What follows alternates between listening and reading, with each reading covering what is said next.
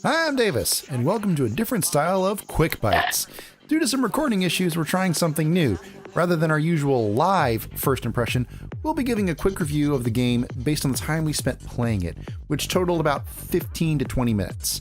Today, we're looking at Will Glow the Wisp by Nikolas Crisci of PartTimeIndie. I really kind of hope I pronounced his name right. Anyway, he bills the game as an abstract platformer, and he states that it's a mix of Super Meat Boy and Flappy Bird. It's an odd mix to be sure, but it's an apropos description. The version I played is an alpha build, so my comments will lean more towards critique and ideas to improve the game rather than direct criticism of the game. So first, let's talk about the gameplay. You control a small will-o'-the-wisp through an obstacle course of particles. Gravity and momentum are the name of the game here. You press A in order to supply momentum to the wisp, and then input a direction for him to move. But gravity always pulls him downwards, and he'll accept no directional input if you're not hitting A. And as in proper physics, he'll keep moving until you can get him to stop by either dying when you hit an obstacle, or you provide input to slow his momentum by pushing him in opposite directions. It's a different take on the traditional platformer, and I rather like it. It provides its own unique challenges because you need to think a bit differently about how you move in the space provided. Its Meat Boy pedigree comes in from the fact that the controls feel nice and you have a firm grip on how to control your wisp. And the Flappy Bird portion comes from the avoiding of obstacles.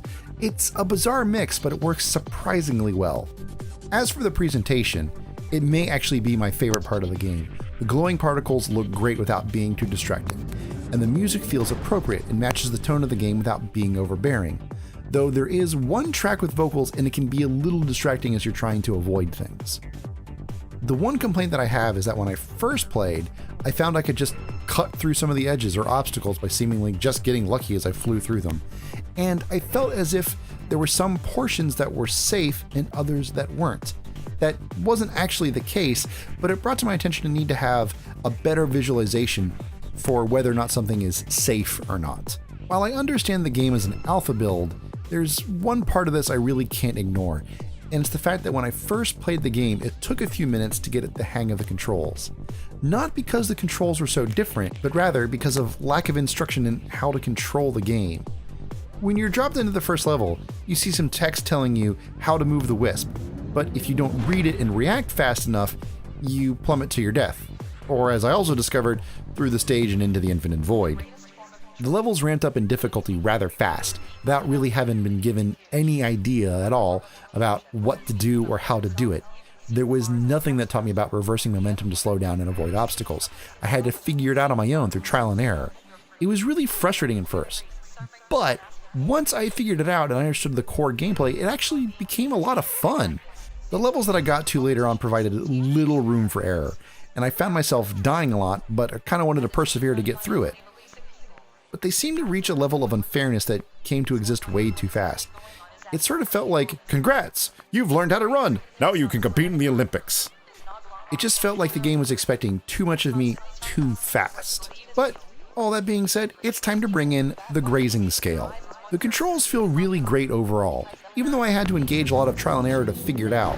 A better set of tutorial levels to flesh this out would do wonders for this game. The game's presentation is easily its strongest suit. It looks great and it sounds fantastic. While the gameplay is fun and challenging, the levels did have a tendency to get a bit too hard, a bit too fast. All that being said though, this is still a game I could chew on a few times.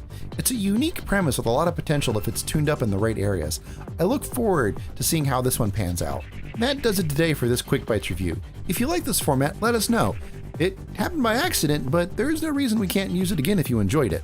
And speaking of that, if you enjoy what we've got going on here at Game Grazers, we always appreciate any likes and shares on our videos. It really helps us out. And we love to hear from you in comments, and we always love seeing new folks join the Grazers community by chewing on that little subscribe button down there. Anyway, we'll see you next time on Game Grazers. Ciao!